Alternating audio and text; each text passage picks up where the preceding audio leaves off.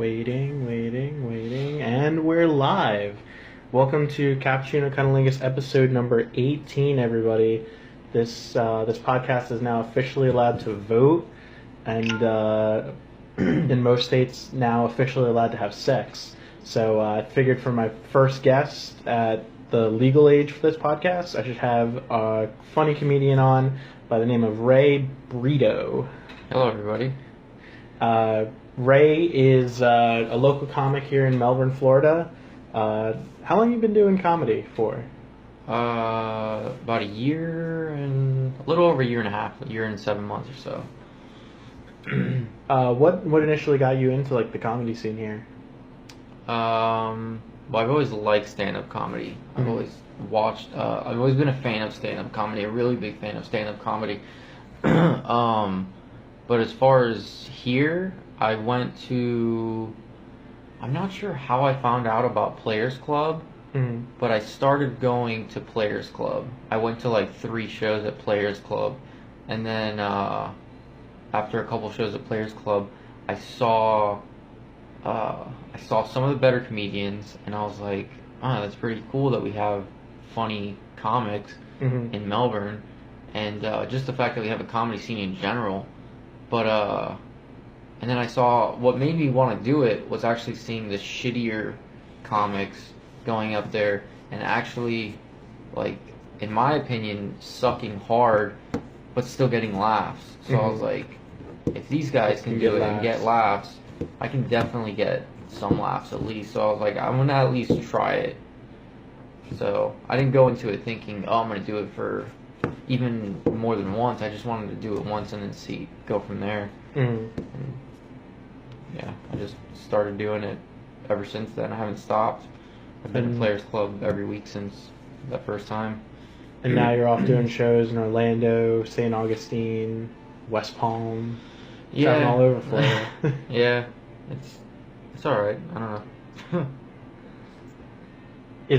Are you glad that you stepped up and got to do it? Like, is it something that you're just like, I can't believe I was able to do that, and now it's like got me this far? Definitely.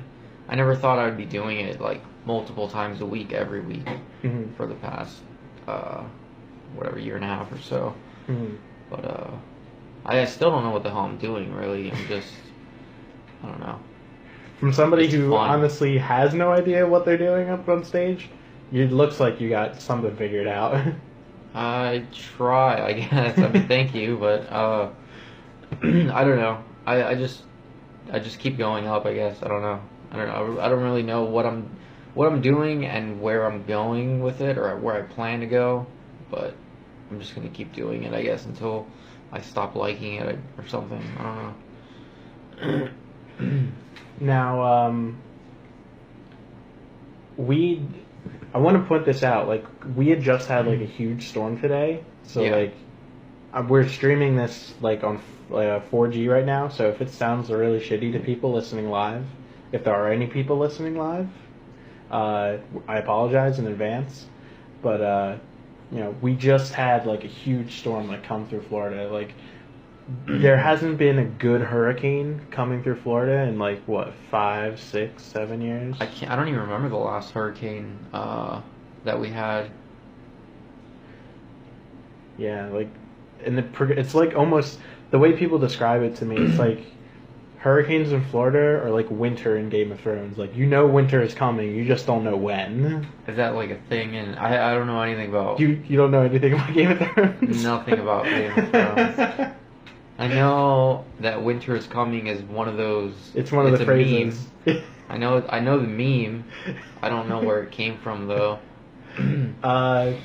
It's basically just like everybody's way of saying like, fucked up shit's about to happen. Shit's about to go down. Yeah, just basically. Wait. Yeah.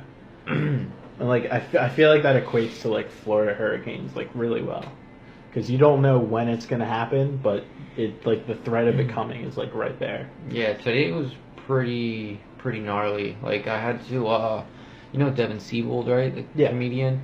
He did a show, or he's actually doing a show right now as we speak in downtown Melbourne, and he needed to borrow some of my equipment. So I was like, oh, it's like 10 minutes down the road. So I told him I'd bring it over there. And so I drove over there thinking, oh, I'm just going to drop off, it's like a speaker, like a little suitcase with like speaker or microphone and stuff in it, and a couple stands. And when I got there, it was, how downtown Melbourne has like the shitty parking like right in front of the businesses. So there was no parking right in front of it. So I had to park like across the street, and it was like raining sideways. It was horrible. So it was just I don't even know why I brought that up. It was just a nightmare. It was a fucking nightmare to get that to do that, but I don't know why I brought that up. Now, for those wondering why just any comedian would have recording equipment and speakers and microphones, you actually host your own podcast. Yeah, I host my own podcast called the Gallows Humor Podcast. And what's your theme behind it? Like, what's the reason for the podcast? What do you do? Basically the same thing you do, I guess. Just talk to other comedians or local quote-unquote artists. I don't know. So far it's been mainly comics because that's who I know and who I hang out with is just other comedians or whatever. But I'm doing one coming up with that cosplay artist guy from around here that does the Rick Grimes cosplay. You know who that is? Was he the one that... His name is Cecil Garner. Was he the one that was at Nerdfest? He wasn't at Nerdfest this year because of there's a whole spiel that happened with the guy that runs it, but he's been at all the other Nerdfests. I think I know who you're talking about. Like that's one of my like secret interests is like cosplayers and like stuff like that. Yeah, he's gonna be the first cosplayer that I have on the podcast or whatever, but yeah, I think it's pretty interesting doing because if you've seen him, he looks exactly like the fucking guy that plays Rick Grimes. So it's like, he's turned it into like a job basically. He goes to all sorts of cons and stuff and just fucking takes pictures with people and makes money. It's pretty cool. But yeah, that's basically what I want to do with it is just get people. I don't want it to only be comedians, but like I said, obviously most of the people that I know are comics, so it's going to be mostly comics, but I try to get other people that do other things. Just people that are basically trying to, not to sound like a fag, but follow their dreams, kind of. You know what I mean? Like, I'm not just going to interview some guy that works at fucking Intersil or something. But, like, if people that, comic book artists or fucking comedians or cosplayers or whatever kind of artist you may be. Interesting people I just that find have a story. Shit interesting, But, yeah. Now, was there like an inspiration behind like you wanting to start a podcast? Was there like somebody you'd like just like I want to do what that person does. I want to emulate that. No one in particular. I listen to a lot of podcasts. There is you've heard of Opie and Anthony, right? Yeah. Anthony Cumia, the guy from Opie and Anthony,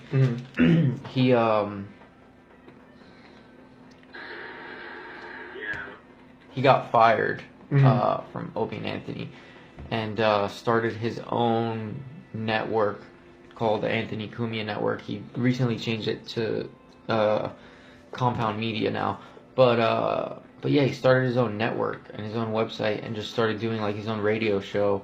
And that's probably the one I listen to the most. But I'd say he's probably the one that inspired me the most to start doing the podcast, because I wanted to do some sort of like a radio type thing or something. So podcasting was the easiest thing, obviously, so you can do it from wherever.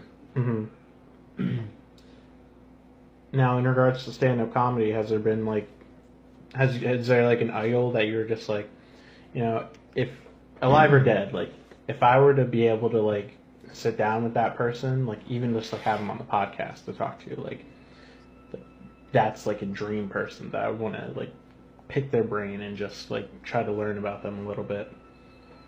Is there somebody like that for you? There's a lot of comics that I would like to talk to. I would probably say, like, if I had to pick one, it's a big pool to choose from.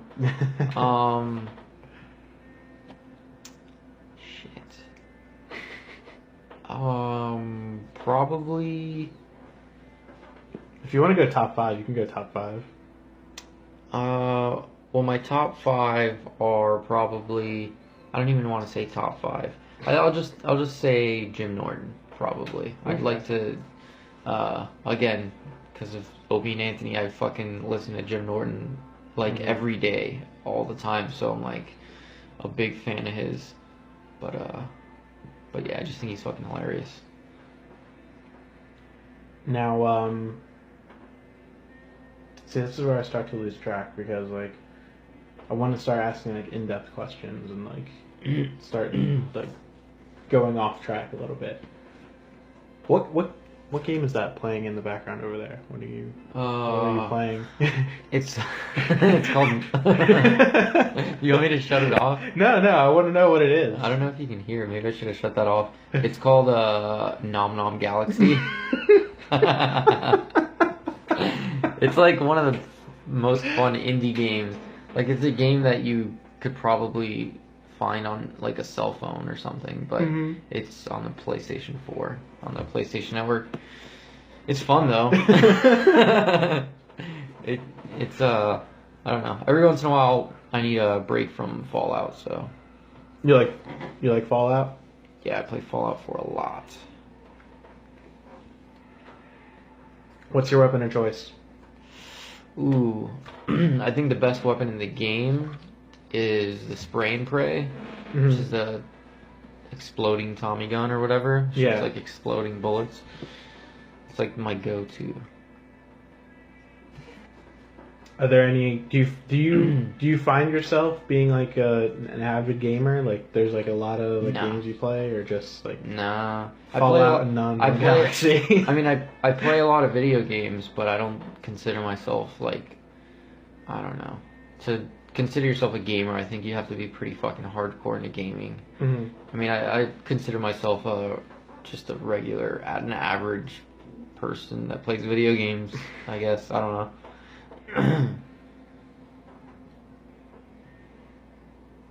God, that's boring. Just like, I'm the same way. That's pretty much it. I sit down, smoke a bowl, play some Minecraft, and... Oh, Minecraft is fun. I haven't played... I used to play this, like a Minecraft ripoff on my tablet, and I got pretty addicted to that. I usually do that. I'll find a game. I think most people are like that. You'll find a game that you like, and you'll just start playing it way too much. Did that with like the Grand Theft Auto games and stuff. Yeah. And then it was Call of Duty for a while, and then this last Call of Duty that came out was garbage. Black Ops 3. I did not like it at all.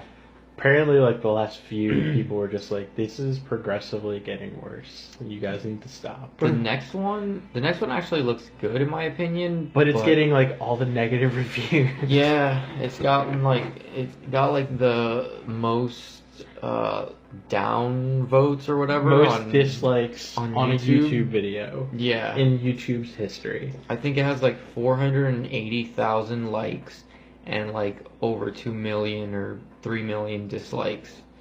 And like you're talking about like you know, when you have videos like Gangnam Style, like from Psy, that have like over 1 billion views. Yeah. Like, it's not even like that many dislikes on that one. I think with Call of Duty, it kind of got to a point where it's kind of, since the franchise has been so successful, I think it's kind of been like almost trendy to hate Call of Duty. Yeah.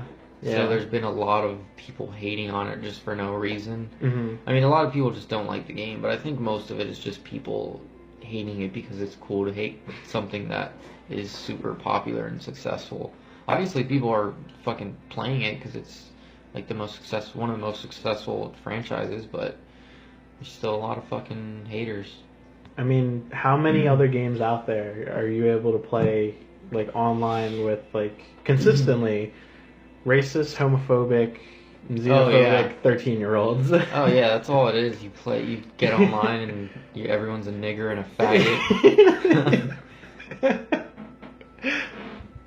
Yeah. I used to do that too though when I used to play Call of Duty 4. It was fun to get online and just talk shit. Just call people niggers. I never motherfucker. took it seriously, but it's fun to just pretend and just go in there and murder people and talk shit when you kill them and shit. Mm-hmm. It's just fun. I don't know. But I feel like that's like an aspect in like real war that we don't get. Like you never hear, like you'll never hear on the news. Like real teabagging. Sergeant Davis, after this latest bombing in Aleppo, you know what did you and your men do after you stormed the city? We fucking teabagged those sand niggers. Fucked all their mothers. Call them a bunch of faggots. The one thing that I like about Call of Duty is that it's more. There's a lot of people that will they'll side with the Battlefield franchise. Yeah. Like there's the Battlefield kids, then there's the Call of Duty kids. And then there's the Halo kids, but most of the comparison is between Battlefield and Call of Duty. Yeah. But I've always liked Call of Duty. I think they're totally different games because Battlefield is exactly that. It's like a battlefield. The maps are huge. Oh yeah. And then Call of Duty is almost like an arcade type. You know, you're only supposed to stay alive in that game for like a minute or so. You know, or in Battlefield you spawn like way away from the enemy, and it's like more tactical and shit like that. Call of Duty is more of just like a run and gun. Even though larger maps, you're still like running the enemies within 30 seconds of spawning. But I don't know. I've always liked it ever since Call of Duty 4. I've always been like a Halo and Gears of War person. Like Gears of War was fun. Out of all of them, Gears was definitely my favorite for multiplayer. Just because of the saw gun. Like the chainsaw? Yeah. Yeah, that game was pretty badass. I played the first 2 of them, and I don't have an Xbox anymore, so I haven't played like whatever the latest one is. But yeah, I used to play those quite a bit. Have you played The Last of Us? That's the one with like the little girl that's voiced by the chick from Juno, right? Yep. Yeah. No, I haven't played that one. It's really good. It plays kind of like what's it called? Like Gears of War a little bit. But it's just like, imagine if Gears of War was like a zombie survival game. Like it's the same like duck and shoot type of gaming or whatever, but it's just like zombie survival. But it's really fun. I like that game too. That was one I played recently. I heard they're making a second one. I don't know if that's like a rumor or anything. But there's a bunch of what do you call them? Like DLC packs and stuff. I played the DLC. They're pretty good too. You get to play as a little girl, and kill zombies and shit. It's pretty fun. Now, back to the real world where like we have real problems and stuff. Yeah, we do have real problems. Like I have no internet right now. Hence the reason why we're streaming on 4G and this audio quality probably sounds like shit. I know you probably talked about this, what was it, Tuesday when you had Nazari on? Yeah. Recent activities in Orlando. Yeah. You know, since my last podcast was like nearly 2 weeks ago, like I haven't really had the opportunity to like sit down and like talk in depth with somebody and just like, you know, try to process everything and like, you know, get a general consensus of like, all right, you know, this is what we know and, you know, this is, you know, probably where we should start heading, but this is where we're stuck at. So like I just wanted to just get like a general idea of like, you know, like where have you like been keeping up with news? Have you been keeping up with like, you know, just keeping tabs on people now when, you know, you have friends going out or stuff like that? Not really. I mean, I don't think it was terrible, obviously, what happened, but I mean, it hasn't really affected my life in any way. I didn't know anybody that was there or anything, and I don't know. It's hard to not see news about it because it's all over social media and all over the news all the time. So it's like, and it's literally right there. Like, you drive a half hour and you're like on the outskirts of the city. Yeah. But I don't know. What do you think about it? Upper. I've mainly because like I've always been like a conspiracy theorist, and like I've always been like, you know, let me look at it from like an outside the box angle, as opposed to, you know, this is what we've been told so far, and this is what. Hey, let me just pick you up. I'm gonna be distracted if you're there. We're gonna be inundated with just information like the entire time. So it's like, all right, let me stand back over here, wait for the disseminated information to come out, and like go from there. So like, as it stands right now, like, what happened was like super, super tragic and just like unfathomable to like the human imagination. Like, when the report came out that like police officers and like first responders and everything had to zone out to avoid the sound of 50 cell phones going off, like of people trying to people trying to reach him, trying to see, that hit me in a way that was just like, fuck, like just listening to one person's phone go off in the store that I work at, like I can hear it from anywhere in the store. 50 phones going off at the same time. Probably more. Probably more. I mean, there's 50 people that died, or 49 or whatever, and then another like 50 something that were injured in some way. Yeah. And I don't know how many of those people. I'm sure some of the people that went to the hospital probably didn't make it too. So. Yeah. But I mean, I don't know what there is to say about it. Really, it was obviously a horrible fucking thing that happened, and it's good that the guy that did it, he's dead, so I mean he can't fucking do it again. Yeah. But I don't know. Now we're left with pieces to pick up and figure out where they all fit. And like, I think everyone's trying to like look for an answer to like, how can we prevent this, or, you know, should it have been prevented? Is it anybody's fault? Should we blame the government for not, you know, for allowing this guy to buy the gun, or should we blame the entire religion of Islam? Should we blame ISIS? And it's like, you can blame whoever you want. There's a couple simple answers there, like that we can all just like generally agree and be like, all right, if we can't blame Christianity for like the Crusades and be like, all right, it's in the past, get over it. We can't continue to blame like everyday people that practice Islam as like, you know, you need to accept this person's actions as your own. You know, there's definitely a problem. There's definitely a problem with Islam. There's a problem with all religions. Like, there's a problem. There's a problem with just religion in general. Yeah, religion. There's problems with Christianity. There's problems with Islam, Judaism. Like, the only one I really don't see like problems with, and I know it's weird, but like Buddhism and atheism, or like Buddhism and Satanism. Like, those are the two that I'm just like, one, they ask you to give up all your shit, and the other one's just like, hey, don't fuck with people. Islam just seems to be the most problematic. It's the reason I see it as the most problematic is because of, you know, where the three major religions started is the Middle East, and, you know, you have like this power struggle that's been going on there for like 5,000 years, and now you finally have a situation where one religion completely gone. You know, Christianity has almost entirely left the Middle East. You know, there's not really many people there. The people that are there that practice it are foreign soldiers. You know, U.S.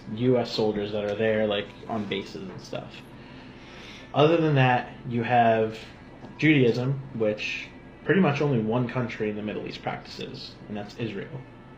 You don't really ever hear about any fucking Jewish guys fucking shooting places up. You don't hear about Jewish guys shooting places up, but you do hear about the Israeli government taking over, like, Palestinian land, taking over and killing, like, innocent Palestinian women and children in the streets. You know, that's the kind of stuff that gets, like, you know, pushed to the side. It's like, oh, this is kind of bad, but, you know, we forget that, like, they practice Judaism. Like, that is their religion. The nation of Israel is founded on, you know, this is a free Jewish state, and we're here because we claim this land as, like, our home. It's in this book. Right. And then you have Islam, which is, you know, consistently been there and, like, hasn't left or anything. And they're just like, hey, you know, we've kind of been here this whole time. Do you guys mind? And they're just like, everybody's like, fuck you, power struggle. You know, everybody, you know, every king has their land that they want to hold on to. They have their resources they're trying to hold on to. It's not so much that the religion is itself dangerous, but the people that are in charge of it, like... Yeah, the religion is nothing without the people. The people are obviously the problem, but... Yeah. I think, like, the guy that did the shooting in Orlando, that guy was obviously a piece of shit. And he... Oh, yeah. Whether it was going to be Islam or it was going to be... He did not kill those people because of Islam. Mm-hmm. Islam did not make him do... that fucking, you know, it did not make him do that shooting. His own dad and his own ex-wife even said, like, he wasn't a very religious person. Like, well, I think you can't really listen to anything that his parents are going to say, because of course they're going to try to get everyone to think that it had nothing to do with his religion. My parents would throw me under the bus in a minute. Well, they don't want to incriminate themselves, but I mean, what I'm saying is that he's gonna do something like that, whether it was go into a gay club and kill fucking 50 and injure 53 gay people or whatever because of Islam. He was gonna do something like that, no matter what. He just used Islam as his vehicle to give him to, like, in his head, make it okay to do something like that, or to have some sort of purpose. Because to do something like that is like.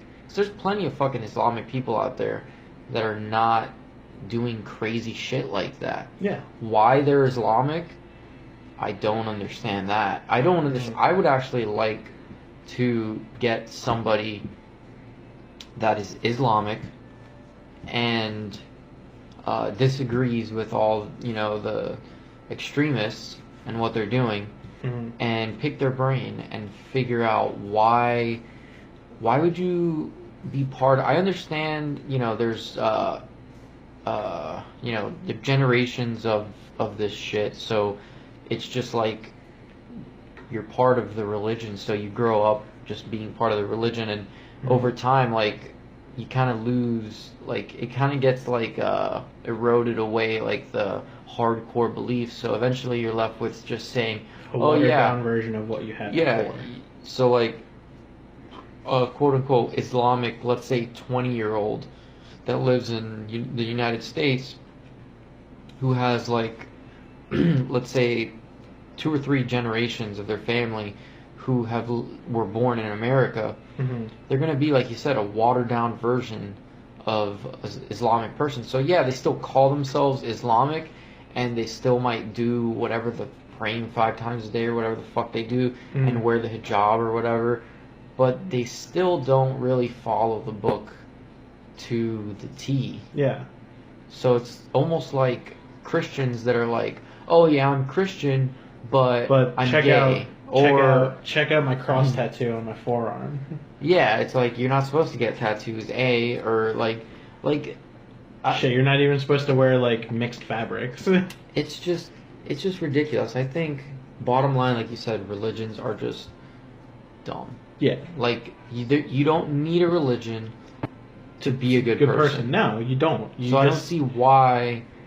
Again, if your parents and you have generations of it, so you were born into it, and you don't really, I don't want to say you don't know any better, but like it's just what you've. It's something to cling to out of fear for the most part, because you don't really have like a direction to go like on your own. Be like, this is the person I am. It's like, these are the people that came before me, and I kind of want to be like them, so let me stick with this. Right? Yeah, like I had both my parents were not religious at all. They just raised me and basically taught me right from wrong, and that's it. I know how to be a decent human being. But so I don't know what it's like to have grown up with parents that were religious. So I don't know what that, I haven't been conditioned to follow any certain type of religion. So I don't know, but I can imagine that you can't easily just be like, oh, this is kind of silly, and then just stop being whatever religion you are if you've been it. It's hard your whole life. Once you're in there, it's hard. Did you grow up? I grew up in a Catholic household, and Catholicism is like one of the hierarchies in Christianity. It's like Catholic. Do you Baptist. still consider yourself Catholic? Fuck no. Fuck no. Okay. God no, never. See, I don't understand how any grown person can actually take it seriously. Not only that, but just be like, yeah, I'm Catholic, knowing all the horrible shit that you're associating yourself with by saying that. It's like child rape. Yeah, that's like mass that's murder. obviously the main thing. And then homophobia and all that shit. It's like you can say, oh, I'm a Christian or I'm a Catholic, but I'm okay with gay people. I think or even worse, say you're Christian or Catholic and you are gay. It's like you're confused, dude. Hey, because your religion definitely says that you are not supposed to be doing that. So either be gay, which you should. If you're gay, then just fucking be gay. But don't fucking try to hate yourself at the same time by trying to follow this religion that's telling you to not be who you are. And that's what fucks me up about like people like Milo Yiannopoulos. Like he's a conservative, but he's also like the biggest flaming faggot there is in the world. Yes, he is a mind fucking half. Yeah, he was in Orlando recently. Yeah. After the shooting or whatever. He's a little too extreme for me, but I can see where he's coming from, because like there's a lot of gay people or just people in the LGBT community or whatever that are coming out after that attack and saying, oh, don't be Islamophobic. Islamic people are great, blah blah blah, we need to love everyone. And I understand wanting to be about love and peace and loving your fellow man or whatever, but it's like their religion does clearly state that you are like the first to go. Like all non-believers should be killed. It says it on like almost every single page of the Quran in some form that non-believers need to be murdered, basically, or need to be executed, or however they phrase it. And worst of all are the homosexuals.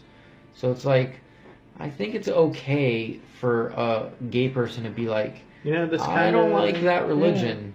Yeah. You know what I mean? Especially when there's so many people that are killing, especially because in our country it's happening a little bit.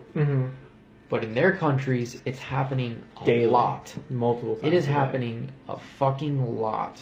Like, by the hundreds and by the thousands. In Turkey, they had just, they had shut down and arrested people for, like, going out over the weekend and, like, showing support for, like, the Orlando victims and be like... Because there was, I think, like, International Pride Day or International Pride Weekend or something. So, like... everywhere from like San Francisco to fucking Moscow, like every gay person was like out and was just like, hey, we're here, we're queer, don't fucking kill us, just being like, hey, we're just trying to be the best people we can and just get by, just be who we are. And in fucking Turkey, like not even Russia, and Russia has a history of doing it, but like Turkey, they'd shut down a parade and were arresting people in the streets for just being out for Pride weekend. In Turkey? In Turkey. Oh, jeez. And yeah, a lot of those countries, they don't really put up with shit like that. No. They're not very tolerant. No. A lot of people in America are very quick to judge, quote unquote, white Americans and say, oh, you guys are the devil, blah blah blah, and you don't tolerate, gays or blacks or whatever. And it's like, America's probably like the most tolerant. Yeah, go to like any fucking other country. Even Europe is, for the most part, is less tolerant of, gays and go to Poland, go to the Ukraine. Like, they don't. If you start holding a demonstration in the street and like you actually have like a following of people behind you, they will shut that shit down immediately. They will have riot police out there in full gear, ready to take you down. And women in America also, women have it a little bit harder than men in certain respects. But at the same time, it's like, if you're a woman, you're like in the best fucking country. This is like the best country to be a woman. Because go to the Middle East and you're fucking human garbage, basically. If you're a woman in the Middle East, you are worthless. You're a second-class citizen, or even worst case, like you are somebody's property. Yeah, basically. In America, you can walk around with your tits out. Like, I don't understand feminists in the United States. Like, what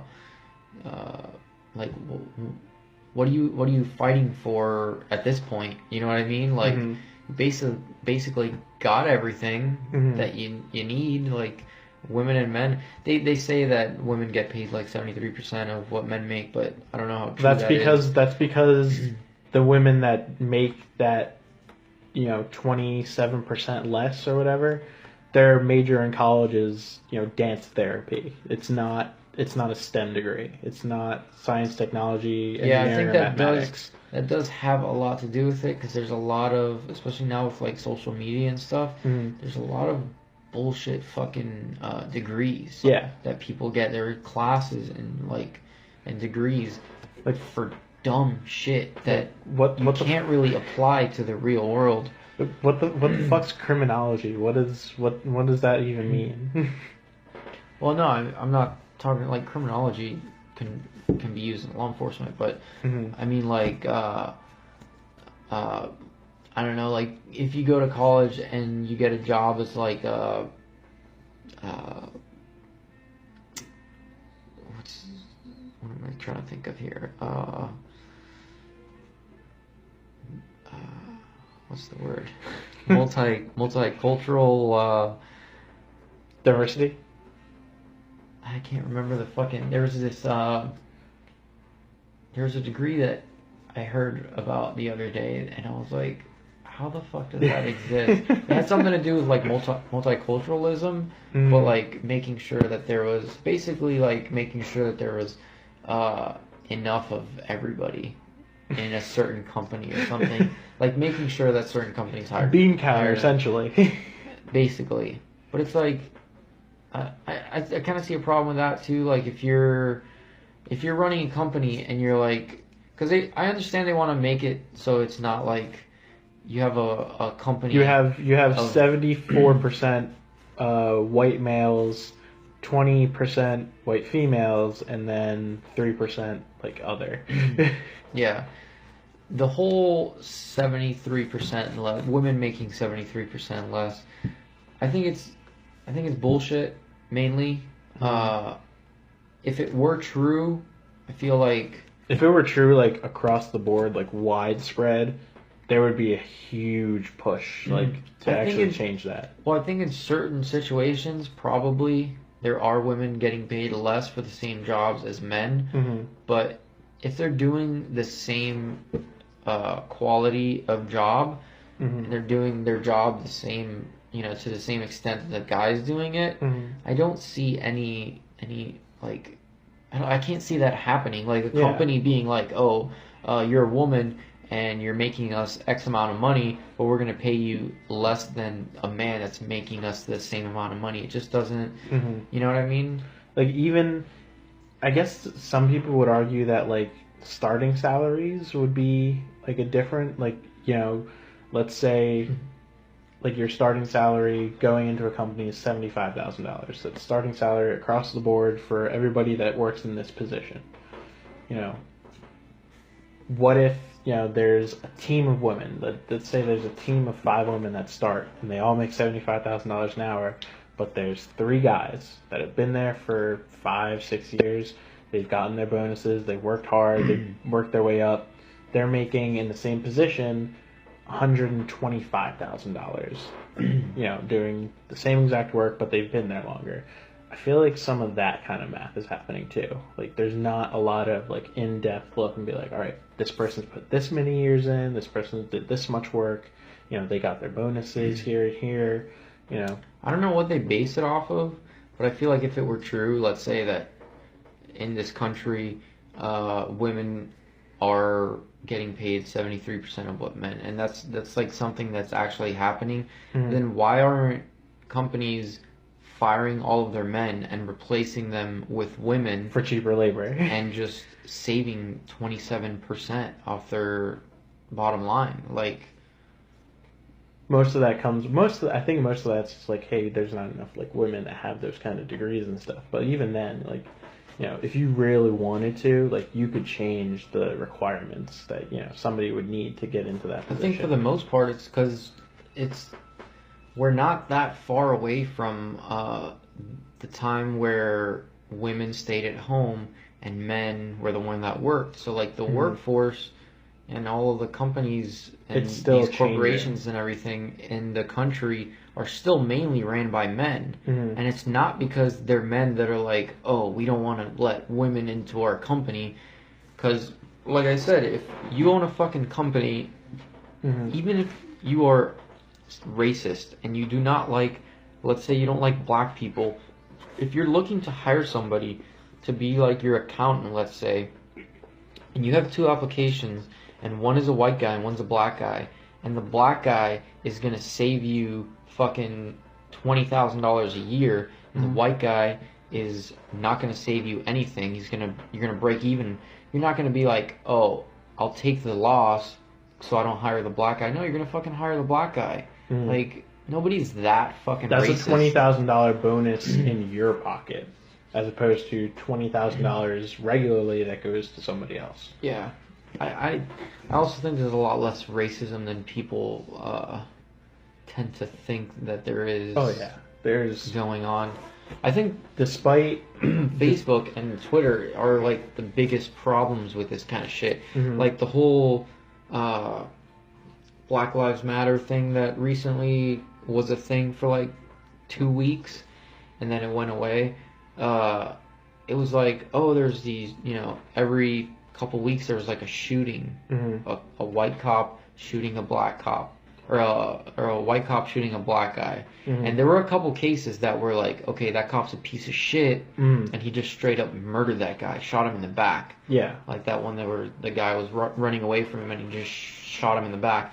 That cop should go to jail for the rest of his life, probably. Yeah. But they were taking, like, a few cases and putting them on the internet all over the place, and it was like, you see it so much, so many different people posting it, and it's all over Facebook and Twitter and YouTube and everywhere, and the news, and it's like, it makes you think, holy shit, there's a huge problem here. Yeah, there's, like, tons of white cops just murdering black people all over the place all the time, when it's really only, like, a few cases. And like out I of said, 1,000, it's like maybe 6 or 7. A few of these cases are, the cops are abusing their power. Some of them are straight racist and just killing black people. Yeah, that's a problem. And those specific situations, they need to deal with those fucking cops. And thank God we have cameras on our fucking phones now, so, you know, people like that get caught. But it's like, it's not that big of a fucking problem. You know what I mean? I think most people will agree, though. There is a systemic problem with law enforcement and how most actions are taken care of, like within departments, with internal affairs, with how complaint processes are processed. When you have places like New York City, for example, when the NYPD took like 2 weeks off, like they just said, fuck it, we're not doing our job anymore. They had over a 90% drop in like tickets, like ticketable offenses that just we're not going to give a shit anymore. Like marijuana possession, we don't give a fuck. Parking ticket, maybe we'll write you for being double parked in like a loading zone or something, but if you're parked on the street and you're taking up a little extra space here or there, they didn't give a shit. People, there was such a drop in the amount of like the amount of quote unquote crime that they were trying to protect people from, that the city is just like, I don't know what you guys are doing, but we're losing money. Like, we can't afford to like pay all of you to just sit around here and wait for real crime to happen. You need to go out there and like do work. They have, I mean, you need to have them there to protect us, but at the same time, they have quotas, which is like that shouldn't be really, because it's like then they're gonna be out there like trying to find stuff wrong with you. You know what I mean? It would be the equivalent of firefighters, driving around the city looking for people that are smoking to put out the fire on their lighter. Yeah, that would be the equivalent of that. Like looking for the most menial thing to be like, hey, we did our job. That's the equivalent of what it would be. And like just having that be a thing is like really scary, because you have places like New York, Chicago, Oakland, major cities that have such a reputation for like not being able to be in civil contact with the community that they're trying to protect. It's almost like a lost cause at that point. Yeah, I mean, we need the fucking police. Oh yeah, there needs to be somebody. There needs to be cops. There needs to be somebody there. Cops. And there's always, I mean, bottom line, they're human beings, so there are gonna be some piece of shit cops. Mm-hmm. But I think for the most part, cops are pretty fucking cool. I mean, if you're not doing stuff you're not supposed to be doing, mm-hmm. you're most likely not. Yeah, there are cases where people are innocent and they're not really doing anything, and maybe the cop is in a bad mood or whatever, and for some reason he feels like busting someone, so you get taken advantage of and you get busted over something you weren't doing or whatever. But it's like, for the most part, I think most of them are just doing their jobs and trying to fucking stop crimes, basically. I mean, I can't see that many cops out there like searching for black people to fucking just murder. It's like, how many of them can there actually be that are like that? You know what I mean? There really can't be that many. But like out of all the instances where a police officer comes into contact, like out of all the calls that are dispatched for police, like whether it's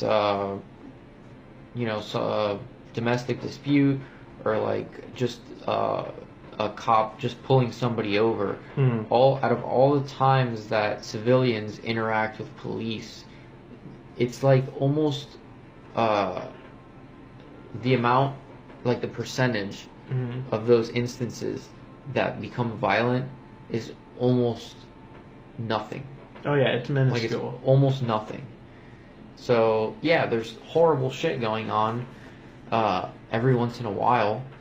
When it does go down, it's horrible, But it's not like there's some epidemic of cops just fucking mowing down black people or people in general. You know what I mean? Like, you see these police brutality videos on YouTube, and it's like they put 15 police brutality videos together, and then it's like, holy shit, cops are just fucking savages. But it's like, dude, this is 15 videos over how many fucking interactions, over millions of interactions over, years. So it's like, yeah, they're people. There's going to be some of them that are pieces of shit and need to be dealt with and should not be police officers, but it's like, for the most part, I think they're pretty fucking helpful. There's too much anti-cop bullshit online, and it's just like, it's just cool to be like anti-whatever, anti-cop or and it's just like, all right, when your fucking house gets robbed or someone is, somebody stole your car or whatever, you're gonna fucking call the cops. You know what I mean? First, I'm calling an insurance company. Well, what I'm saying is you're gonna fucking call the police. So it's like, you're a hypocrite unless you can tell me that there's no situation in which you would call the police. Then you're a fucking hypocrite if you're talking shit about the cops. You know what I mean? I don't know. I mean, like, for the example of, like, a home being, like, burglarized and stuff, they're not going to show up and stop the guy who's doing it. Like, you're going to find out after the fact. Like, they might. They might. If there's they might find him walking down the street later, but, like, they're not going to show up and be like, freeze, motherfucker, as he's walking out the front door. Yeah, most of the time they get away before the cops get there, but if there's somebody in your house, let's say, rifling through your stuff, and you just happen to, like, peek through your door and you see him and he's got a gun and he's robbing your house, and you call 911, you're going to be like, hey, there's a guy in my house with a gun, and the cops might get there and save your life, you know? So, I mean, you can't tell me in that situation, even if you're one of these people that are like, oh, fuck the police, blah, blah, blah, you're definitely going to want their help at some point. Just because you haven't doesn't mean that you might not need them at some point. I don't know. You said gun, so I'm going to bring up the topic.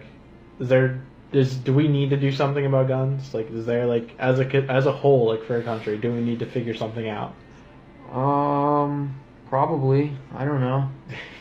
I think there's a lot of people that think they know what the answer is. After the whole Orlando thing, everyone is on Facebook and Twitter, and everyone has the solution, but really, nobody has the fucking solution, because if someone actually had the solution, it would have been fucking done.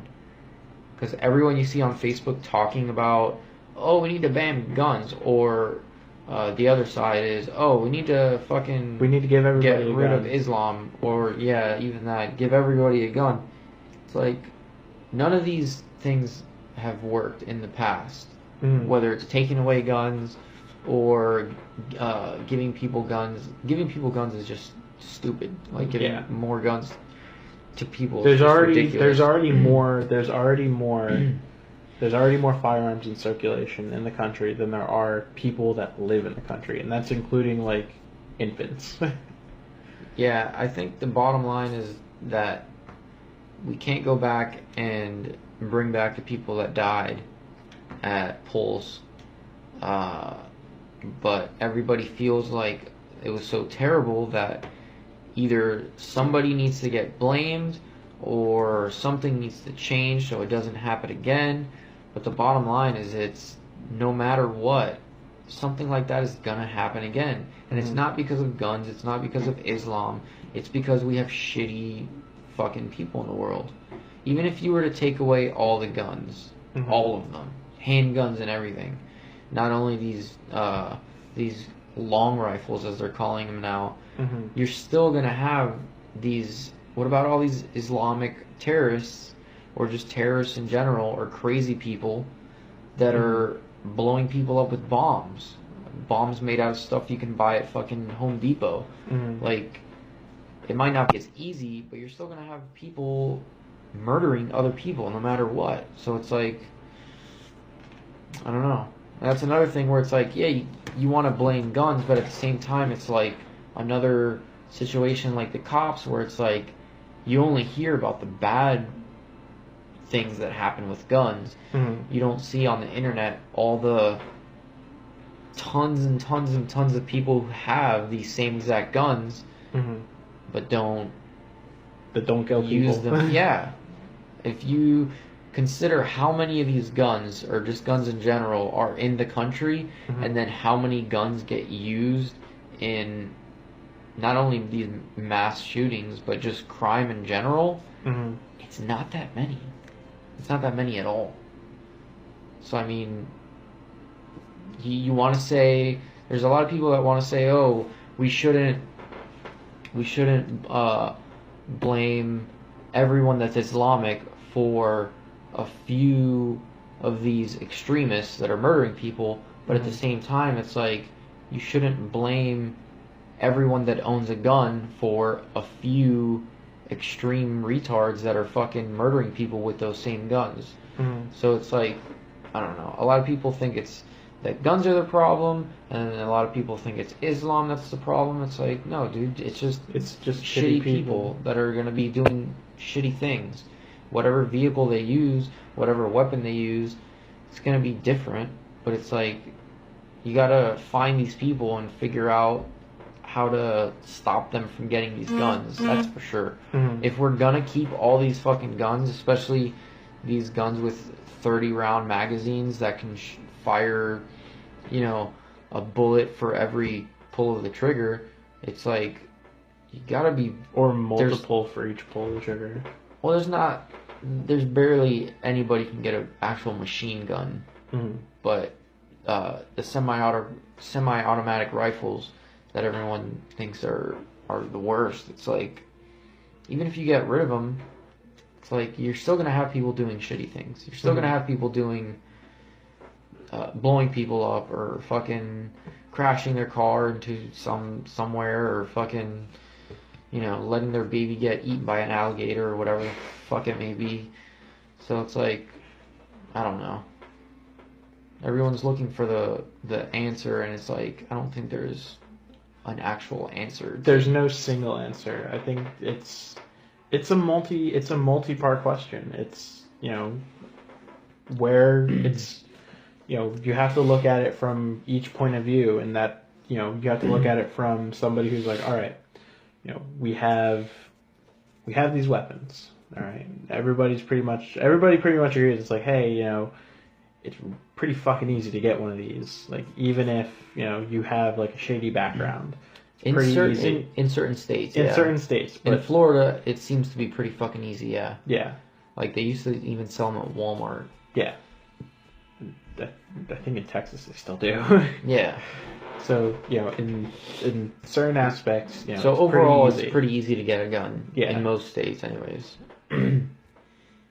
How easy is it to get involved in a religion?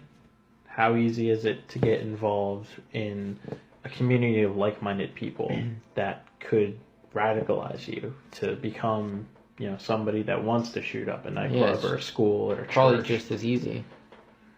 It's a multifaceted question that needs to be attacked at all the different points of view. I think the bottom line is we need to fucking start getting more strict. Like, as far as the guns go, mm-hmm.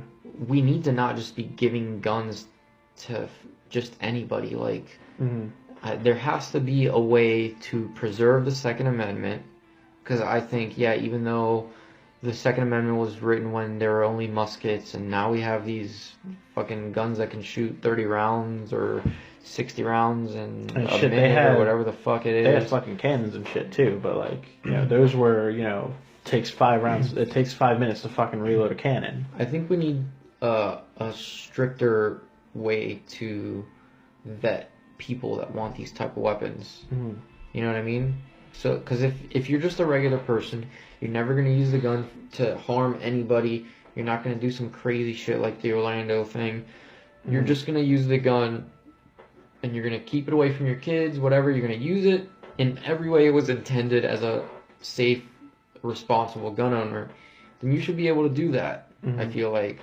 But at the same time, we should have some sort, like, I forgot what country it was that had I can't remember what country it was, but they have, for those type of weapons, like those assault or not. I tried to tell myself to never use the term assault rifle, but those semi-automatic rifles or whatever, the ones that look like an M16 or like an AR-15 or whatever the fuck, that look like a military gun or whatever. If someone wants to buy a gun like that, not just a regular 6-shooter or whatever, if you want a fucking semi-automatic gun, then you should have to get vetted, like, by a doctor. Like, I wish I could remember what country it was, but to get, like, guns like that, you needed to be vetted by a doctor, like a psychiatrist, or somebody had to sit down with you and basically look at, not only do a background check and make sure you've never been caught doing anything bad, because just because you don't have a record doesn't mean you're a piece of shit, or you're not a piece of shit, you know what I mean? You could easily be mentally ill and be a normal person. Have a fucking, Yeah. Because a lot of these people that do these mass shootings, especially, they don't have a record because they're usually shut-ins. They usually stay at home and they'll spend tons of time on the internet. They usually find out afterwards, after they fucking murdered 50, people at a gay club, or 20-something children at an elementary school or whatever. After the fact, they find out that their web search history was all serial killers and fucking, anarchist cookbook and freaking all sorts of weaponry searches and shit like that, and they had all these, armored vests and shit like that. It's like, I feel like some of this shit, there has to be a way to vet people better when we give them these guns. Like the guy that did the Orlando thing supposedly was like questioned directly by the FBI twice, because like people had said, oh, he's talking about killing people, or like talking crazy. I forgot what it was, but it was saying some weird shit. Yeah, basically saying he was going to kill people, and it's like, okay, the FBI has to investigate that, and he was investigated twice, and like a lot of people, I'm wondering, well, why was he able to get a fucking semi-automatic rifle after that? I don't know, but he was able to somehow. Yeah. So I don't know. I don't think the answer is taking away guns from everybody, but maybe making sure that doing something to make sure they don't get into the wrong hands. And I think most gun owners, most quote-unquote gun nuts, people that are crazy about the Second Amendment, even people in the NRA, are totally okay with gun regulations. Yeah. They're probably more about them than people who are against guns in general, because the people, they have a much more in-depth understanding. Yeah, and they don't mind waiting 2 weeks for a gun if it's going to make it so that there's less crazy people making them look bad, basically. So I don't know, we should probably have maybe stricter fucking gun laws or something. I don't know. I think the last, I don't remember what shooting it was, whether it was Sandy Hook or something, but I forgot where it was too, but they changed some of the laws so that like you couldn't have like you can only have a clip half the size you were allowed to have before. It was either Colorado, or it was either Aurora. It was either Aurora or Sandy Hook. It was one of the two. Yeah, but they changed, and I think that, I don't know all the laws and I don't know all the specifications and stuff, but I think there needs to be stuff like that we can look at and say, okay, maybe, tweak this, change that, so that, this guy can't, a crazy person who's been investigated by the FBI twice, and people have said that he's talked about killing people, can just go into a store and just fucking buy a gun with no problem. It's like, I don't know. I've talked about it with a couple of different friends. I've talked about it with I don't know, maybe like 3 just like really like independent people that just like ranging all the way from, we need to ban guns all the way to, like I have a gun on me right now, let's talk in depth for seriously. And when I propose these 2 things, I feel like I probably should add like another thing to it, but so far I have two parts to the multi-part answer. The first part is you have to get rid of the military-industrial complex. You have to get rid of this. You have to get rid of the people that are just like, war is good. We need to get rid of the thought that killing people that aren't us is good. But to do that, you need to ban the manufacturing and the sale of firearms within the country. Everybody gets to keep their guns. Your right to bear arms is not infringed. However, you just can't buy more. You can't buy more. Or make them. That's going to end badly. Whoever... The point of sale can't happen within the country. You can still go to Canada. You can still go to Mexico. You can still go to Europe, Russia, whoever the fuck you want to go. Buy your gun, ship it, whatever. Point of sale cannot happen in America. Yeah, but then you're just gonna be... You're taking away... We're gonna lose jobs. Everyone who has a job in a factory making gun or just gun parts or whatever is gonna lose their job, and then basically most of the people that work in that type of industry, they don't just work on guns. They're working with Defense Department. They're working with, independent. They're working with like independent, companies like Halliburton and stuff like that. It's not just... Yeah, but if we're just buying all of our guns, we're gonna stop buying our guns in house. It's like saying, oh, no one can buy cars in America anymore. No one can make cars in America. We have to buy all of our cars from another country. So it's like, oh, okay, that's just our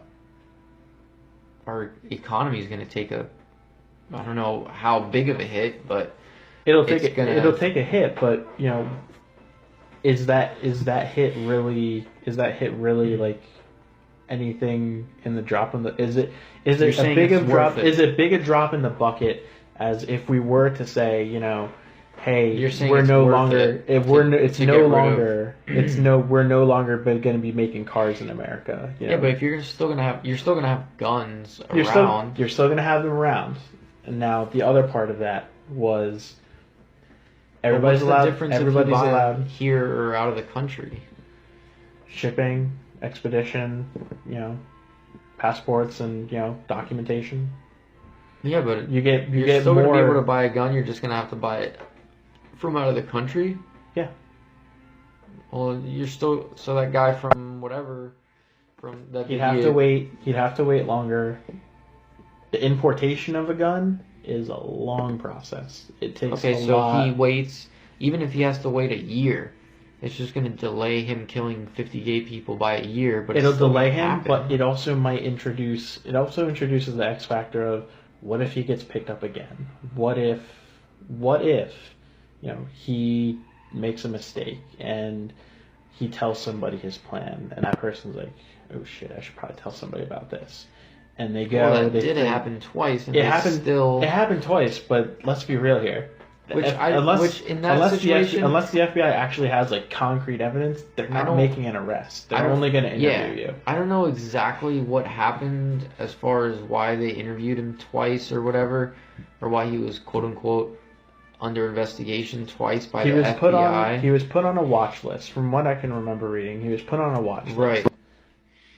But then again, should you not be able to buy a gun just because you were put on the FBI watch list? Shit, if you're not allowed to go through the airport without being cavity searched, if you're on a watch list, or if you're on like a suspension list or something like that, then there should be like a delay with like how you go about purchasing firearms. There's no doubt in my mind that there should be some sort of there should be at the same time, but then that's almost just as bad as banning guns, because you're not banning guns in general like the ones we have, but if all it takes is for the government to say, oh, you're on a watch list, then they can put anybody on a watch list. As far as terrorism goes, they don't have to explain themselves for anything. So if for some reason the government does not want you to have a gun, all they have to do is put you on the watch list. They don't have to give you a reason and just say, sorry, you cannot have a gun.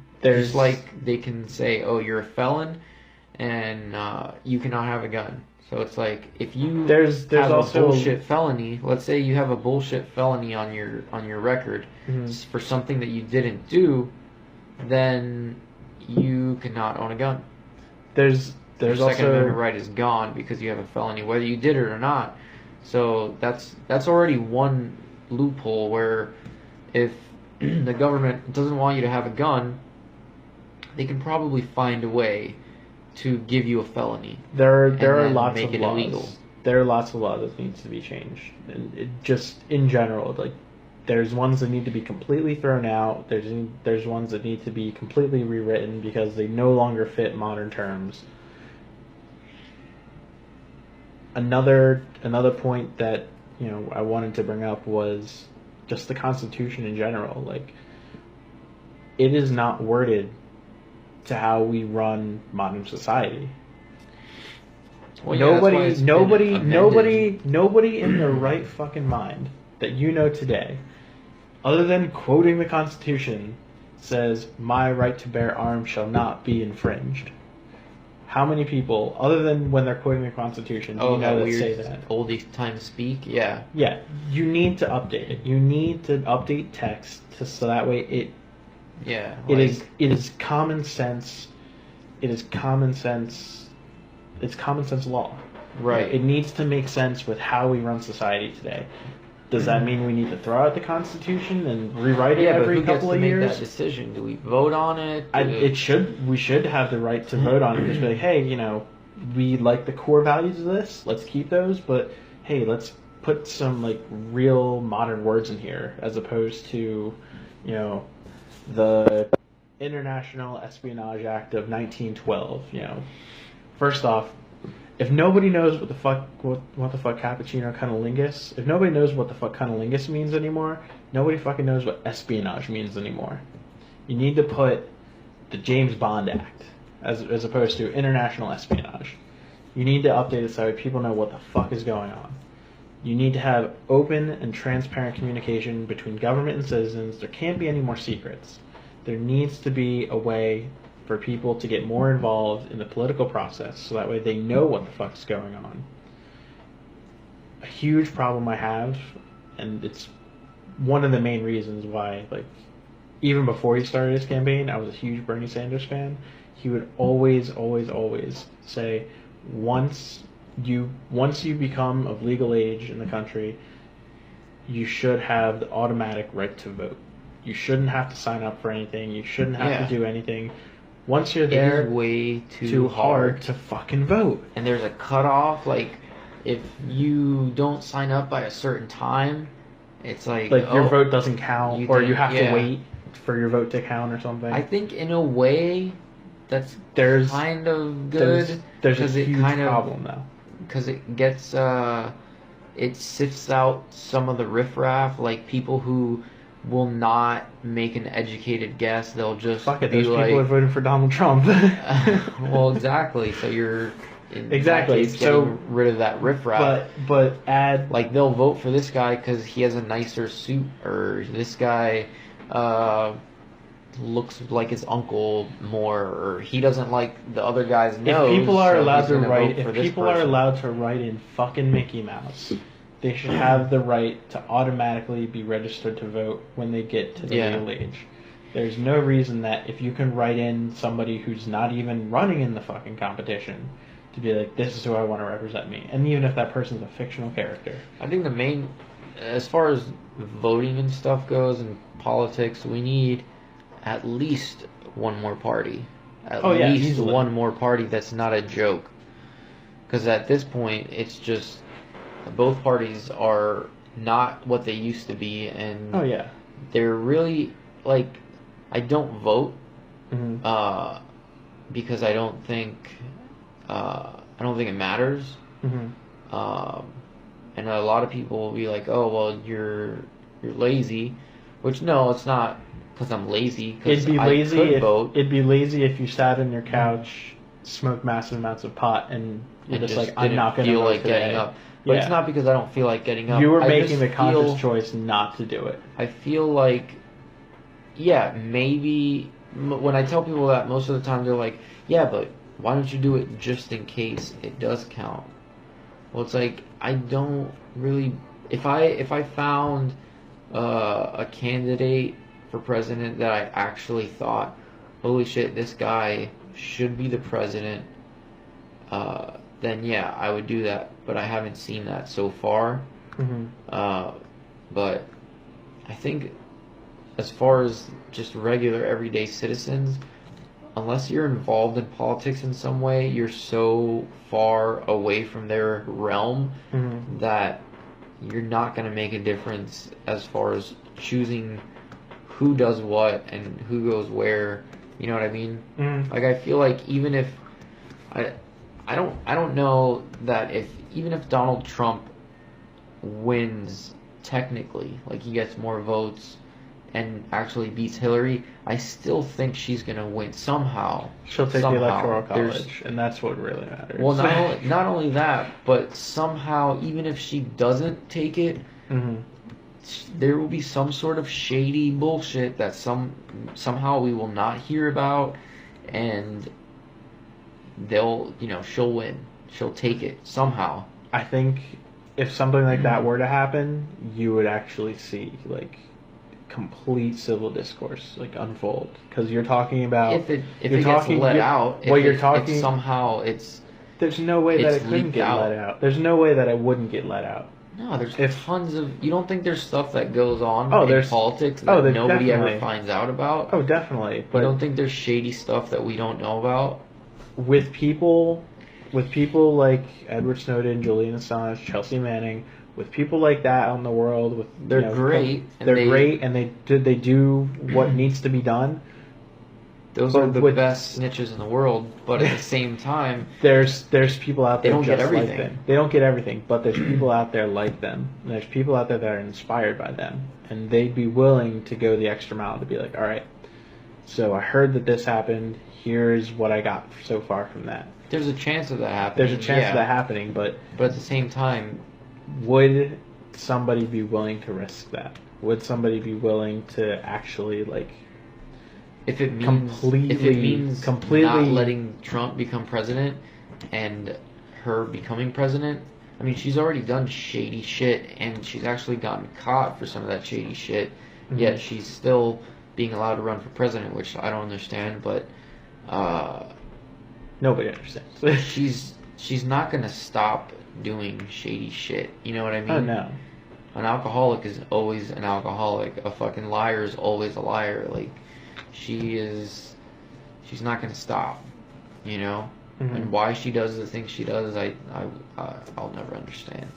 I think I think it's just for the power mainly. Oh yeah. Once you have like that much like power, wealth, or just that much of a hold on like so many people at once, you don't want to let that go. You want that times 2. You want that times 10, times 100. I don't think her or even the Republican Party, I don't think any of them thought that Trump was going to get as far as he did. I don't even think Trump thought he was going to get as far as he did. Nobody thought that he would even end up in this spot. It wasn't until the first Super Tuesday, like when he actually like started like consistently winning races, and I was just like, that's when I called it. I was like, he's gonna go top 3. Whether you like him or not, you have to admit he's a fucking absolute genius. Oh yeah, he's an absolute fucking genius, because he's doing exactly all the right shit. Yeah. Because he knows that... As long as it's like... To live in America my whole life, for someone to live here, even if you've only been in America for like 10 years, to not think that we would elect a fucking reality TV star as the president is just ridiculous. Shit, Ronald Reagan was an actor. It makes absolute sense that he is doing as well as he's doing. It makes absolute sense, because that's what people like. That's what people like. Schwarzenegger was the governor of California. Well, I don't know how he won, but the fact that he is Arnold Schwarzenegger probably helped him out quite a bit. Immensely. But so, all Donald Trump needs to do is either say something completely irresponsible, or make a flub in what he's saying, or even just call somebody out on their shit. Yeah. Instant media. Instant, we're just going to gobble this up, and your name's just going to be coming out of our mouths just because you did something. He knows exactly how to make everything about him. Like, that's where everyone that was running against him to get they were playing it the old way. No, well, everyone that was trying to get the Republican candidacy, none of them were running on, like, hey, I'm Marco Rubio. I'm about this. I'm going to do this. I'm going to do that. I'm going to do this and that and the other. And fuck white people. Donald Trump had every single one of them saying, a vote for me is a vote against Donald Trump. He was just making it. Even the other guys' campaigns were not about them anymore. It was about stopping him. About stopping him. So it was like, no matter who it was, they were all talking about Trump. It's like when Trump was interviewed by anybody in the media, it was like, oh, okay, Trump, what do you think about this? What do you think about that? What do you think about this and the other? But when they interviewed any of the other guys, they were just like, nobody was like, oh, Marco Rubio, what do you think about this? They were like, oh, hey, Marco Rubio, what do you think about Trump? What do you think about this that Trump said? So it was like, of course, everyone's just gonna fucking go to him, Do you think that to tie it back into what we said before, do you think it's something to do with, like, it's popular to get involved with something just because it's like it's the cool thing to do? Like, voting for Donald Trump is, like, so unpopular, like, amongst, like, just younger people, that older people are doing it just in spite, like, because it's, like, a popular thing to do for them. Yeah, there's probably some of that going on, I would assume. I feel like something like that is, like, I think a lot of people actually like Donald Trump, and there's a lot of people that dislike everybody else so much that they feel like voting for Donald Trump is a vote against whoever's running against him. Like, a lot of people, I'm sure, don't like Trump, but they'll vote for Trump just to, tilt the pendulum away from Hillary. But like I said, I don't really fucking think in the end it's gonna matter how many votes they have. I think Hillary's gonna win, but I think she's gonna do some shady shit. I think more people are gonna vote for Trump, and he's gonna win it technically, but some shady shit's gonna happen, and Hillary Clinton is gonna be the next president.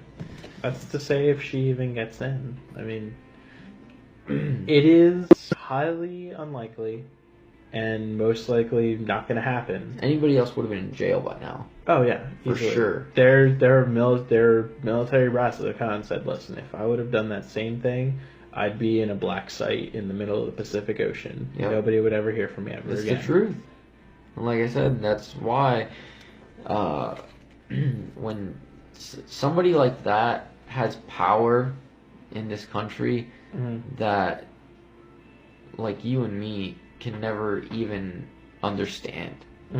Like, we will never understand what kind of power that woman has. You know what I mean?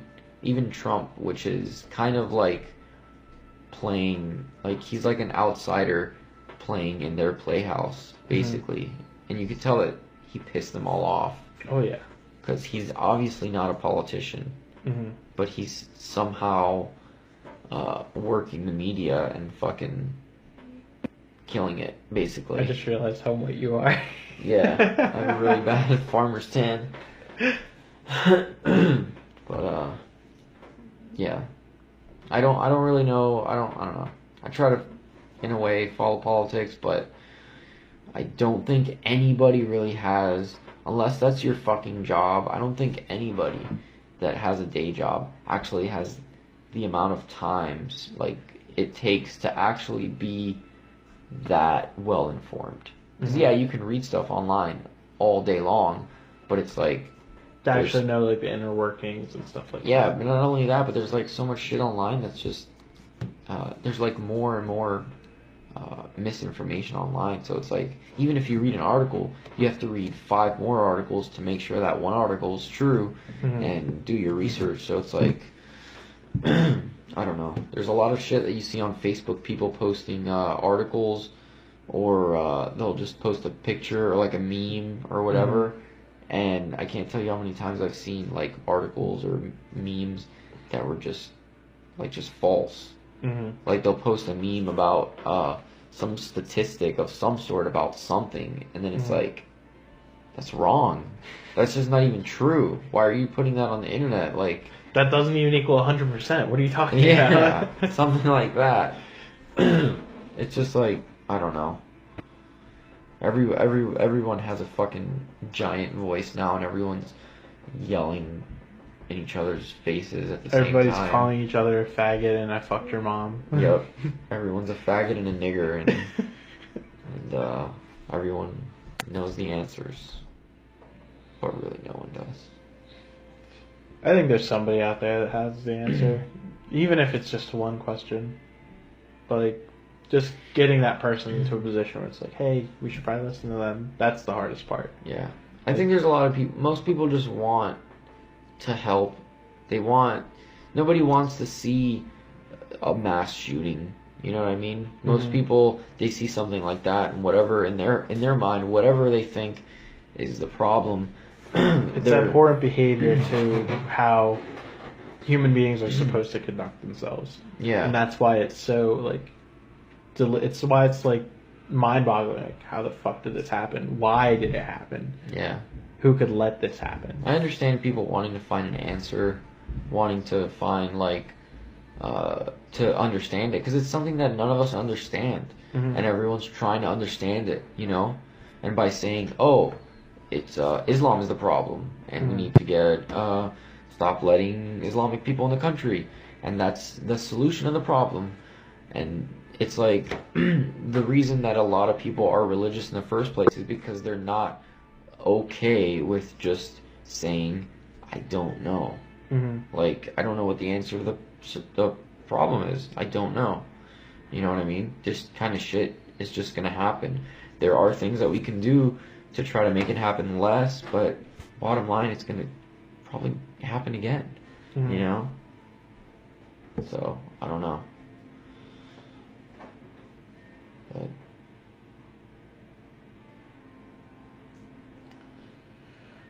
fuck. So Nom Nom Galaxy. So Nom Nom Galaxy. Let me get another drink real quick. Want a bottle of water? Oh yeah, if you have one spare, that'd be great.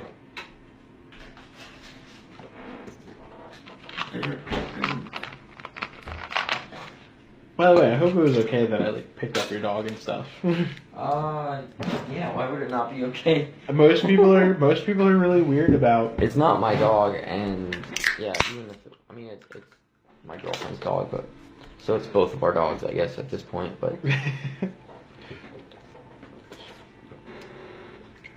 I don't know. Some people are weird about like picking up dogs and like giving their dogs PTSD by having a stranger touch them. And no.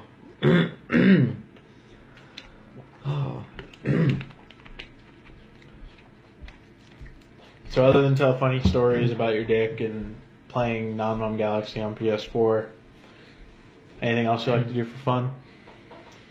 For fun? Not really. Between working and comedy and having kids, that's 100% of my time, basically. When I first heard you make a joke about having a kid, I was like, You didn't think you thought I was lying, or? Well, at first, you thought I was making it up. At first, I was like, he's a young guy with a kid. Like, he's probably like a year older than me or something. He's got like a family started early. And then at the end of your joke, you're just like, oh, fucking kid. Or just like, that motherfucker's good. No, that was Juan, actually. You had done something like that too, though. Said I didn't have a kid? Yeah, you had done something like that. You had done a joke. You had done a joke about your kid, and then like right at the end, you're just like, I don't have a fucking kid. No, that was Juan. Juan did that. Juan I know Juan did a whole bit about. I know Juan did it about conversation having with a his daughter, but you did it. You did one too. I can't remember. No, but I actually have kids. Oh Juan yeah, but you have kids. But you actually have kids. But like, yeah. You had done the joke, flipped it 180, and then I learned later that you actually do have a kid, and I was just like, oh shit. And I was just like, wait, how fucking old is he? And then somebody told me you were in like your late 20s. I was like, holy fuck. Yep, I just turned 29. How long ago did you turn 29? Like 3 days, 4 days. What's today? 18. Okay, 8 days. 8 days ago. Shit. Happy belated birthday. Yeah, thank you. But yeah, like that threw me off. I was just like, holy shit. Yeah, most people, especially since I look younger than 29, I look like I'm like 19 or 20. Most people are like, oh shit, you have kids? That's crazy. But yeah. I mean, I'm almost 30, so it makes sense. Yeah. I mean, most people nowadays, by the time they're 30, have at least one kid. If they're going to have any kids. I mean, girls, once they turn 30, it starts, like, their chances... Is it 30 that once they turn 30, the older they get, the less chance they have of being able to have a kid or something? It's either 30...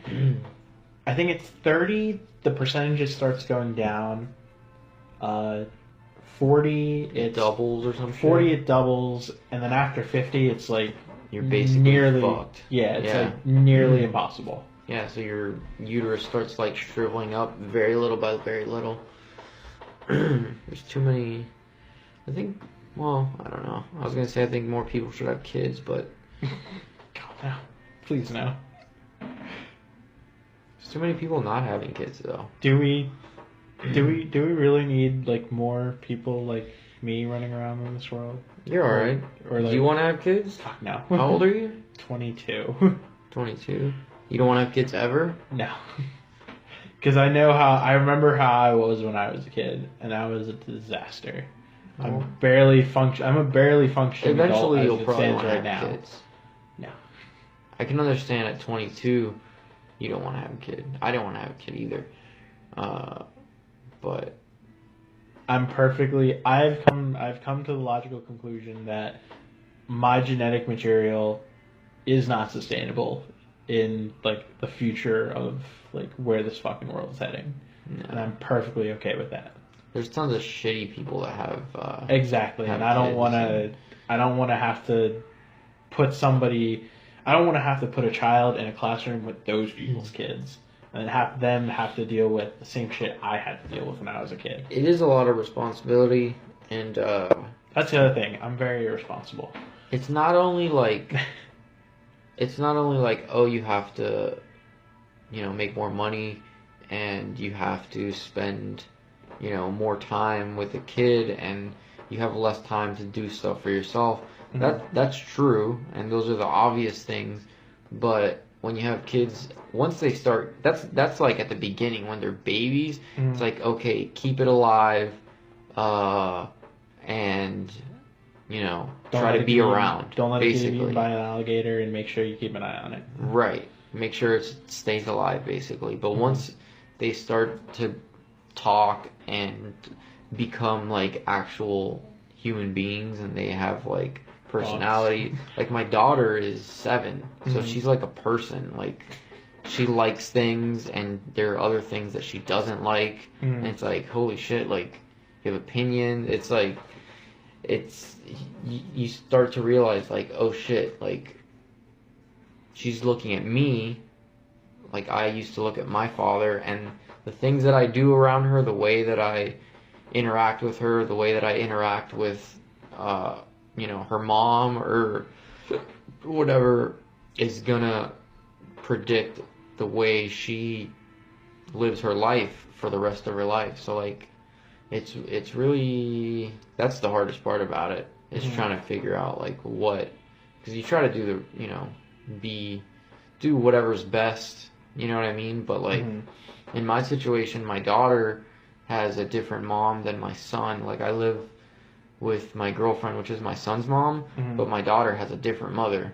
So I have to still interact with my ex-girlfriend, and it's like, I have to kind of, I don't know, it's difficult, you know what I mean? Yeah. Because there's no, like, there's no game manual for it to, like, teach you. You can't go on YouTube and watch, like, a Let's Play and be like, oh, okay, that's how you beat this level. So now I know when I go through, I'll take the left route because there's less fucking cliffs or whatever. I don't know what I'm saying. I think what you're saying is you basically have to deal with everybody in the world calling you a faggot and a nigger until the other people that you're trying to raise are like, hey, maybe you're not a faggot and a nigger. Maybe you're a cool guy.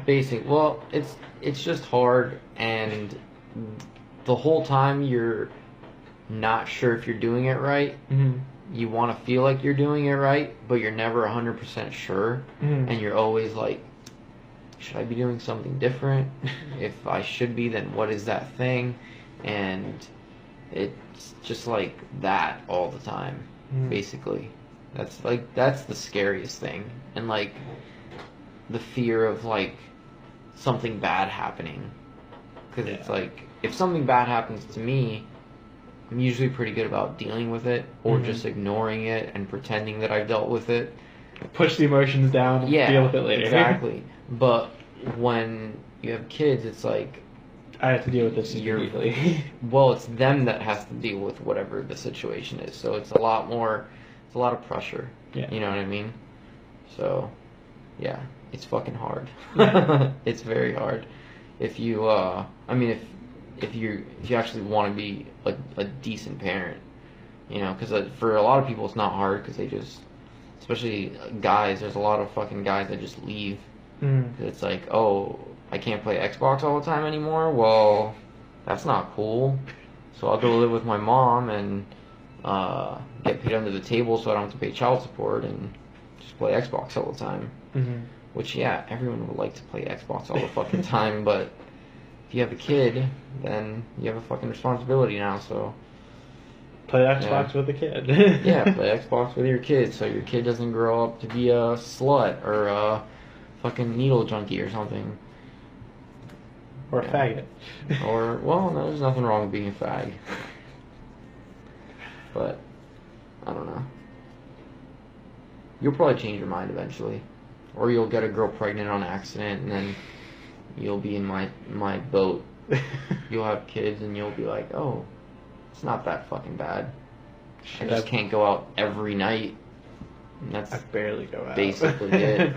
That's basically all it is. You have less money for yourself, and you can't go out all the time. Shit, I might be a parent already then. Which you usually didn't do anyways, exactly, yeah. Yeah. But you realize it more now. Once you have a kid, you realize, oh, I can't go out all the time. Even though you probably, if you didn't have a kid, you probably wouldn't be going out every night anyway, so it's like, doesn't change that much. Yeah. What are we at time-wise? I think we've got like almost 2 hours, dude. Yeah. Hour 40. Shit. An hour 40. Back up. working my way back up, getting that stamina going. Like the last 2 podcasts I've done were just barely over an hour. So this is like the longest one I've ever done. Really? All of in mine, one sitting? I've never done someone else's podcast. The only time I've ever quote unquote podcasted or whatever was doing mine. And you keep yours generally around an hour. Yeah, the first one was like 40 minutes, the one I did with Travis, because I was still learning, and for some reason my fucking recorder only had AA batteries, and I used AA batteries that ran out after 40 minutes for some reason. Oh gosh. I since then got a DC charger for it. I think that's what you call it, right? DC, the one you plug in the wall. AC, direct DC, current something or like that. alternating current. Either way, I plug it into the wall, so I don't have to worry about the battery running out. But yeah, the rest of them have been like an hour or so. Some more, some less, but I try to keep them around an hour. My goal is eventually to get to 3 hours. And so you want to Rogan it? I want to eventually Rogan it. I want to Rogan it. I think the person that I'm going to do that with is going to be my best friend, because I haven't talked to him like a full-length conversation, like in-depth with all the information. We don't normally do that very often.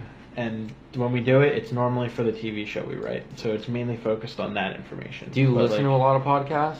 I listen to Joe Rogan Experience, Nerdist, Smodcast, Hollywood Babylon, Fat Man on Batman, Edumacation. Very rarely, but it's there, is Talk is Jericho. I Sell Comics. I listen to your podcast when I get an episode that I really want to listen to. And then on YouTube, I watch the Rooster Teeth podcast. And then the guys from Achievement Hunter do a podcast called Off Topic. And I'll watch that. But then other than that, like, I also like watch a lot of other like content on YouTube. Like, I'll watch like gaming channels and stuff like that. And those are like the same length as a podcast. I'm just like, all right, I guess I'm gonna marathon, 7 hours worth of content, into. Do you listen when you're working? No, I do it all free time. I usually, since I drive around for work, I get to listen to a lot of. I usually listen to the Anthony Cumia show, which he does like 4 days a week, and then the Gavin McInnes show, which is also on Anthony Cumia's network. He's the guy that was with Milo in Orlando. Did you see when Milo kissed that guy? Yeah. He's the guy that Milo kissed. Oh, okay. He's got a show on the Anthony Cumia network or whatever. And so yeah, I listen to those two 4 days a week, and then I listen to Opie and Jim Norton 4 days a week, and then I'll usually listen to I listen to some of the Nerdist. I listen to You Made It Weird. You Made It Weird's a good one. Radio Lab. I forgot to mention Radio Lab. I haven't listened to Radio Lab. I subscribed to it, and I downloaded a couple episodes, but I haven't gotten to it. I listen to Tom and Dan, not religiously. I don't listen to every episode, but I listen to a lot of Mediocre Time with Tom and Dan from Orlando. I listen to Legion of Skanks. Have you ever heard of Legion of Skanks? Every once in a while, I'll listen to Robert Kelly. I don't know why I said it like that. Robert Kelly, You Know What Dude podcast. I listened to a few episodes of Eugene Torres from Orlando. He's a comic. He's actually from DeLand, I believe, or Deltona or some shit. Eugene Torres. He has a podcast called The Stuff of Legends. He's got check it out. He does a lot of Central Florida comedians. But yeah, that's about it. And I listen to The Nerdist.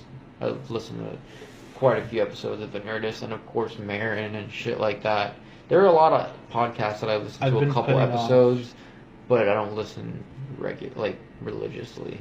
I've been putting off listening to Mark Maron's episode with the president.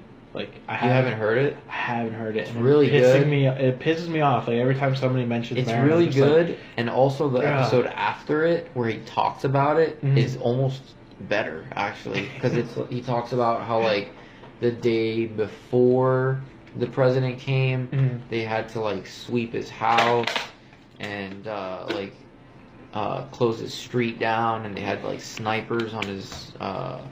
on the roof across the street or some shit. I don't know. It was crazy. Actually, now you have me.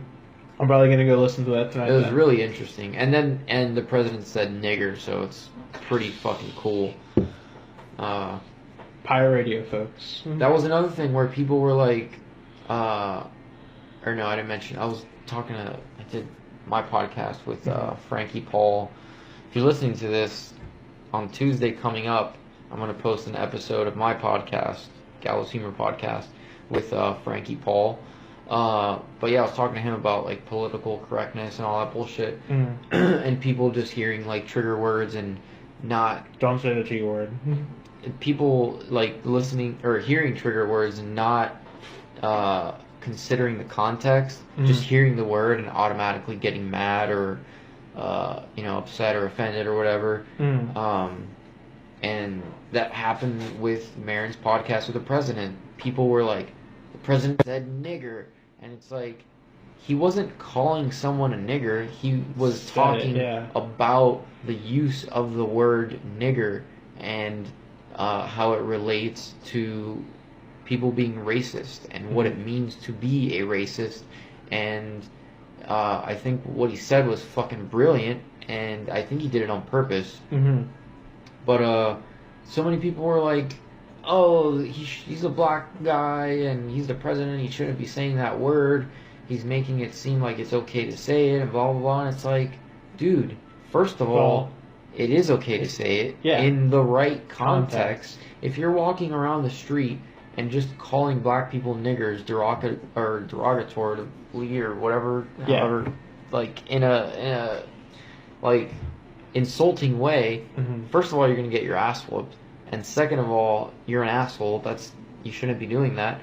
But if you're having a conversation with someone about race and about racism, and you're talking about the use of the word nigger, then you shouldn't just have to call it the N-word. You should be able to say the word without being a 5-year-old and saying, oh, blah, blah, blah said the N-word. It's like, really? You can't just say it. You're giving it more power by not saying it than if you were to just say it.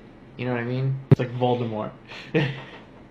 Don't know Harry Potter either. Jesus fucking Christ. Oh, God. God damn it, Brito. I don't watch Game of Thrones, and I've never seen a Harry Potter movie. You nerds hate me. See, it's fucked up because I go do like my geek news podcast this week over at Famous Faces. Oh, and the owner of the store, he doesn't... Who owns that store? His name's Rick. He runs... Is he like a kind of gothic looking dude? No. No? No. Oh, okay. No, this guy is like your average like 30-year-old nerd. I wanted to do a comedy show there, and there's enough space to do a comedy show. Yeah. Yeah, I know. That's why I asked, and I was quickly shut down. They're like, we have... the guy that I talked to was... it wasn't the short guy, I forget his name, but I used to work with him at a call center when I was like 18. It was this like skinny gothic, not even gothic looking dude, but kind of sceney looking dude. I asked him if like they would be interested in doing a comedy show like once or twice a month, and he quickly shut me down. He was like, no, we have events every night. We don't need anything. We don't want to do that. Sorry. I was like, oh, okay. That's why. And then I left, and I was like, is that guy even like in charge, or does he just work there and he just told me to fuck off? Like, that's why, like, I had approached him about doing an episode of the podcast where we get together like 40 or 50 people and we play a game of Ultimate Werewolf. And it's like it's a village game where it's like everybody in the town has a role, and like each person, like, during the day you vote to kill somebody. And if that person's not a werewolf, you slowly lose. If you kill all the werewolves, the villagers win, special characters win, depending on which side they're on. You play this at Famous Spaces? It's a role playing game essentially. Like, it's normally a party game. Like, there's the most famous version, like, party game wise of it is called Mafia. Like, there's like cops and the Mafia. Yeah. I was wondering if like that would jog a memory for you. Yeah, I didn't know about. I've heard about Mafia. Yeah. It's essentially that, but like, I wanted to do like a large group game of it, and I was like, all right, I know they have this space over there. Let me go talk to them and see if they'd be interested in hosting it. You know, I'm thinking what I'm gonna do is I'll live stream a video feed from my phone from inside the building and do basically like not 360, but like just like being able to like go up to each person, like have a long enough cord, like charging cord for my phone so that way it doesn't die, and just like do an hour and a half of just, you know, catching everything on film, as opposed to doing an audio version, maybe not having somebody's audio picked up. If I'm going up to everybody, you know, all right, you vote for this, and then doing that, I think I can do that.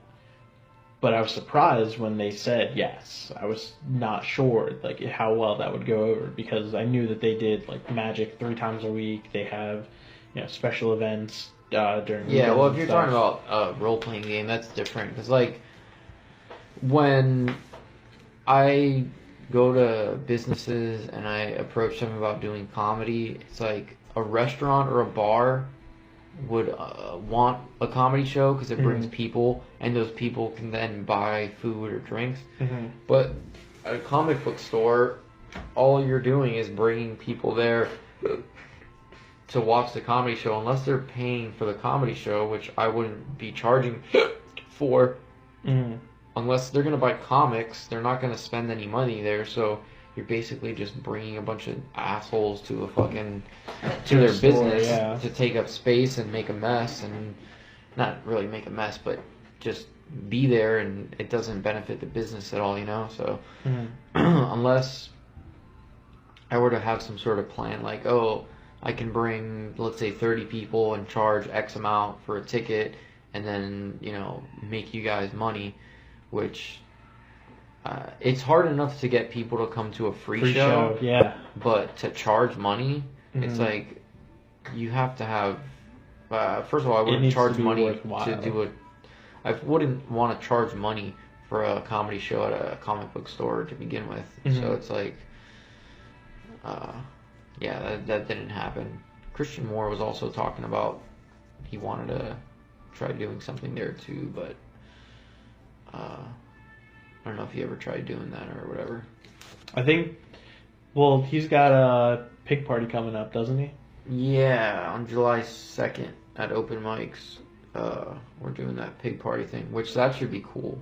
Yeah. It's going to be a bunch of different stuff. There's going to be stand-up, but it's going to be a bunch of games. Like, there's going to be an at midnight segment. There's going to be a set list segment, which is like kind of like the bucket in a way. From what I gather, I haven't actually done it.